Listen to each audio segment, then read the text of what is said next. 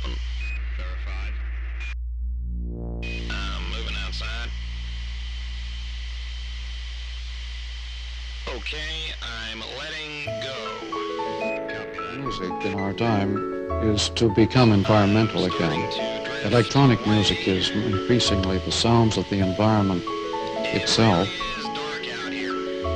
We've gone into orbit. When you step up the environment to those speeds, you create the psychedelic thrill. And the whole world becomes kaleidoscopic. And you go inward, by the way.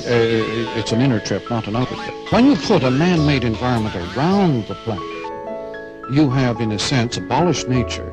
Nature from now on has to be programmed. The environment is not visible, it's information. It's electronic. I'm getting some pretty good oscillations. Oh, it's coming quicker now. It's really growing. Any second now. An electronic world re-tribalizes man. And yes, any form, when pushed to its limits, always reverses its characteristics. And information overloaded demands its own. That violence is essentially the form of the quest for identity. And that whether in an individual life or a whole culture, violence is the quest for group or private identity. Without that interface, without that roughhouse, without that encounter with the world, you don't get an identity. Now, this isn't to say that identity is necessarily bought at its true price. We may pay far too much for it. And the other matter, though, of reversal of form that we'd already got onto. There is in IBM, for example, a phrase that information overload produces pattern recognition. This is the kind of reversal I mean. When you give people too much information, they instantly resort to pattern recognition. In other words, to structuring the experience. And I think this is part of the artist's world. The artist, when he encounters the present, the contemporary artist, is always seeking new patterns, new pattern recognition, which is his task, for heaven's sake. His great need, the absolute indispensability of the artist is that he alone, in the encounter with the present, can give the pattern recognition. He alone has the sensory awareness necessary to tell us what our world is made of. He's more important than the scientist. The scientist lives in a world of matching, and his idea of proof or verification is just matching evidence against evidence. When somebody doesn't match, but makes a new breakthrough, this is just as disturbing to the scientist as to the educator. The environment is a technological thing.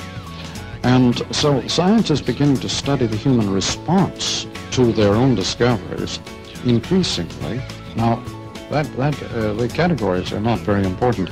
It isn't important whether you call something war or peace, unless you pay some attention to what's really going on.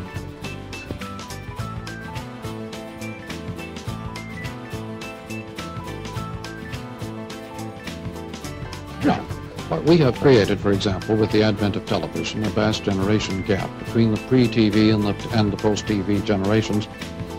The parent and child have discovered a considerable gap between themselves in the last 10 years, and likewise teacher and student. The child feels utterly alienated. The dropout in school or in college or in big business is alienated by a world which doesn't permit involvement. Now, I'm not saying involvement is a good thing or that civilized detachment and classification is a good thing. I simply study these forms. If you call that science, all right. If the reporting on these new environments is the work of the artist, then I'm an artist. I have no objection to these categories. I'm not much interested in categories or labels applied to anything at all. That belongs to the old literacy, classification. Classified data is fragmented and stays in place. My labels say what? The medium or the message.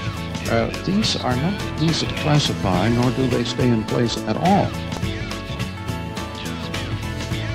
I do not know how to draw up indictment against a whole people I don't know whether that's good or bad because I wouldn't know how to make a value judgment on such a scale. The word travel comes from travailler, to work. What it means is that we will increasingly tend to inhabit all of these areas in depth simultaneously.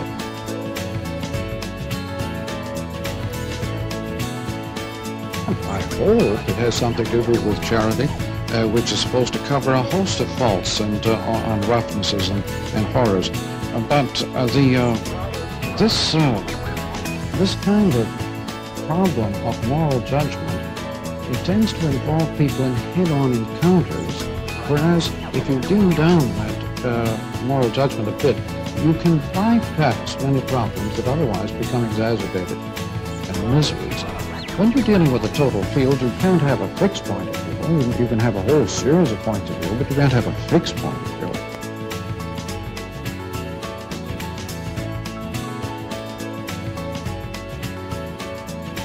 Why don't you tend to consider value judgments as a profound way of alienation? The man who makes value judgments usually manifests deep alienation from almost everything. These machines are extensions of our own beings and our metaphors, literal, not figurative.